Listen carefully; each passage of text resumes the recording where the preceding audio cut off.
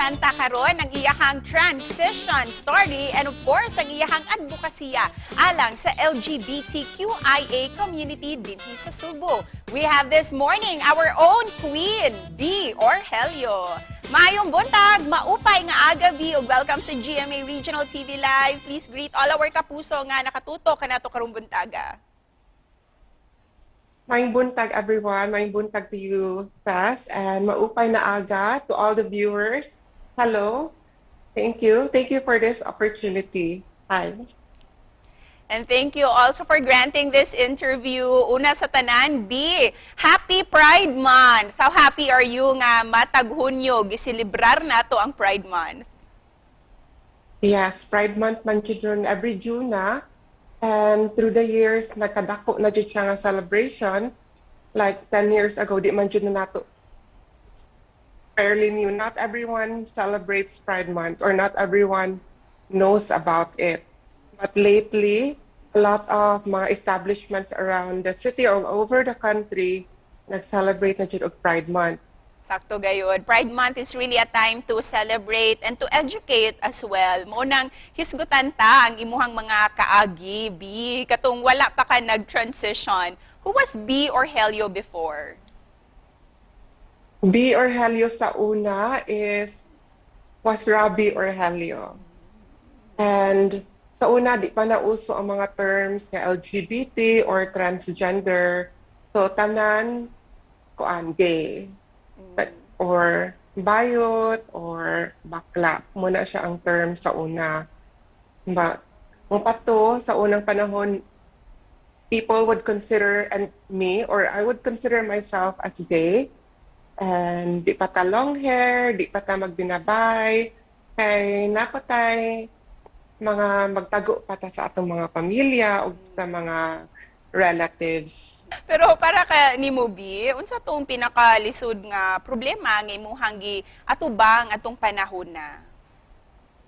Katong panahon na sas no, lisod-lisod jud to like akong giingon ganina kay nagtago pa ko sa akong pamilya. So even sa school kanang ibuli ko kay tungod kay mahinhin ko, tungod lagi kay bayot binuangan, bugal-bugalan.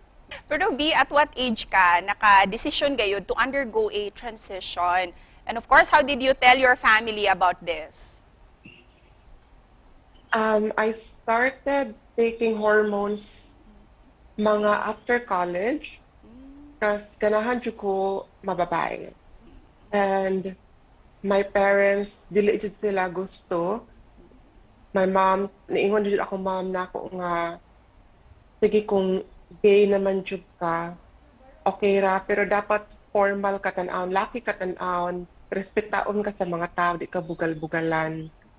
Pero lain man good, sa lain jud akong gibati ay di na ako kaya nga magsuot og mga panglaki nga sinina o maglinalaki og lihok. Kay di man good, it's like living a fake life. Hisgutan ta kining biggest misconception about transgenders. What unsa ni na mga misconceptions that you want to correct? Misconceptions about transgender. Kuan man na, let's go to the basic. It's LGBTQ. Daghana na siya ron. Per transgender is different from being gay. Some people nowadays nag-think sila nga ang transgender o gay usara. But it's different. A transgender person is someone who was born male or female, but his or her feelings is from the opposite gender. So, like me, gipanganak og laki, pero deep inside, mabaganahan ko magbabay. Busa, daghan kayo ang na-inspire sa imuhang istorya. O gani, isip Queen of Cebu, you now mentor other trans women to follow your footsteps, ilabi na sa pageantry. Can you share this to us, B? Well, now, I'm more of an ate to the younger generations of trans women. So, when they have na sila yung mga pangutana bahin sa ilang mga pamilya. Sa ilang mga pamilya, unsay mga pagwapa, unsay angay suoton, unsay angay buhaton with regards to being a transgender person. And I'm always happy nga I'm there to give advice. Isip pa na po, unsa ang imuhang mensahe o kaka-advice usab para sa ato ang mga viewers? Advice na ako para sa atong mga viewers. I know nga karon nga a lot of them karon pa nakahibaw ang mga LGBT, mga transgender, bisexual ka ng mga terminologies.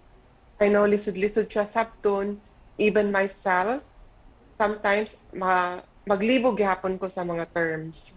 Ang bottom line lang jud is mo provide mo og love og respeto sa inyong mga family ug friends na part sa LGBT community. Thank you for that, Dee, and thank you for being such an inspiration. You're welcome, Seth.